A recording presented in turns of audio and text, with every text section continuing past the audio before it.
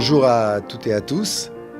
Nous continuons avec la vie et les enseignements de Rabbi Nachman de Breslev et aujourd'hui je me propose de partager avec vous l'enseignement numéro 124 du Likutei Moharan qui est basé sur une interrogation des sages sur que signifie l'appellation du psaume qui commence par Shir Mizmor Lamnatseach, chant de joie, Mizmor louange, Lamnatseach au chef d'orchestre, au chef des chantres.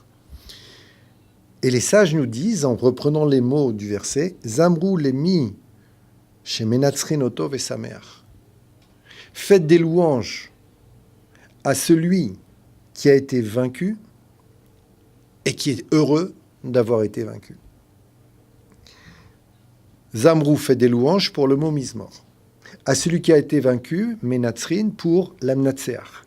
Et Sameach pour Shir, le chant de joie, le chant de Simcha.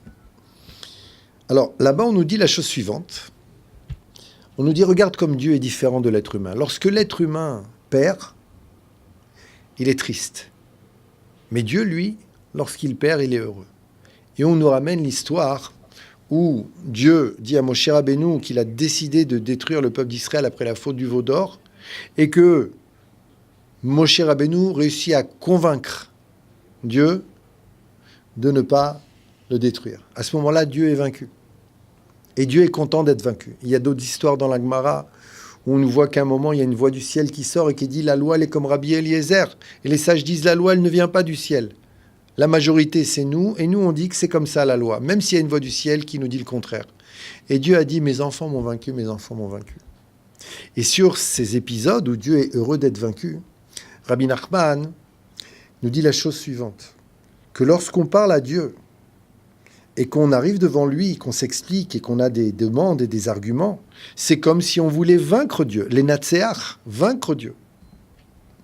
Ce qui sous-entend en vérité que on pourrait presque dire que la prière, c'est un manque de foi. Parce que si la foi, c'est l'acceptation que tout ce qui se passe est pour le bien et est juste, alors pourquoi est-ce que tu veux changer ces choses-là ? Or, ici, Rabbeinu nous dit, lorsque tu pries Dieu, tu lui demandes de changer la situation dans laquelle tu te trouves, tu veux le vaincre. Parce que la situation dans laquelle tu te trouves, c'est la meilleure situation qui soit pour toi, par rapport à qui tu es, par rapport à ce que tu as fait, par rapport à la manière dont Dieu dirige le monde, etc., etc. Alors pourquoi tu voudrais changer ça ? Donc tu veux vaincre Dieu, convaincre Dieu. Et il nous dit, Akadosh Baruch Hu a un délice de cela. Akadosh Baruch Hu aime quand il voit ses enfants venir vers lui et essayer de le vaincre. Pourquoi ? Qu'est-ce qui se cache derrière ça ? Il se cache simplement qu'il y a dans cette démarche de l'enfant une foi qui est que Akadosh Baruch Hu m'aime assez pour changer les choses pour moi. Une proximité de Dieu à laquelle Akadosh Baruch Hu lui-même aspire.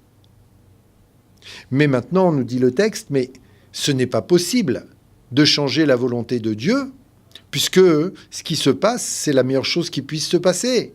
Si ce n'est que Akadosh Baruch Hu a un délice d'être vaincu, et donc qu'est-ce qu'il fait ? Nous dit Rabbeinu, Akadosh Baruch Hu envoie lui-même les paroles et les arguments à celui qui prie pour pouvoir être vaincu. Et donc quelqu'un qui prie Hashem Yitbarach, il peut convaincre Hashem Yitbarach avec les arguments que sous forme d'inspiration, Dieu va lui envoyer pour pouvoir être vaincu lui-même, être convaincu. Parce que sinon, nous dit Rabbeinu, ce serait impossible de convaincre Hachem de changer une situation, parce qu'Hachem sait exactement ce qu'il fait. Si ce n'est que Dieu nous aime à ce point, d'avoir le plaisir de répondre à nos demandes, même si elles ne sont pas justifiées.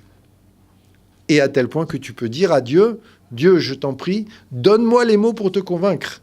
Et c'est ce qui s'est passé avec Moshe Rabbeinu, qui réussit à convaincre Dieu de ne pas détruire le peuple d'Israël, ce qui devait arriver au peuple d'Israël après cette faute extraordinairement grave du veau d'or.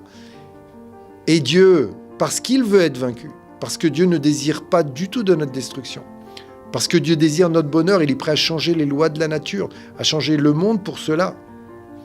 Dieu a envoyé à Moshe Rabbeinu les arguments pour que Moshe Rabbeinu lui-même puisse le convaincre, parce que comment un homme, un être humain, aussi grand soit-il, pourrait-il avoir raison devant Dieu? Et Rabbeinu nous explique que ça nous concerne à nous aussi. Il ne suffit pas d'être Moshe Rabbeinu.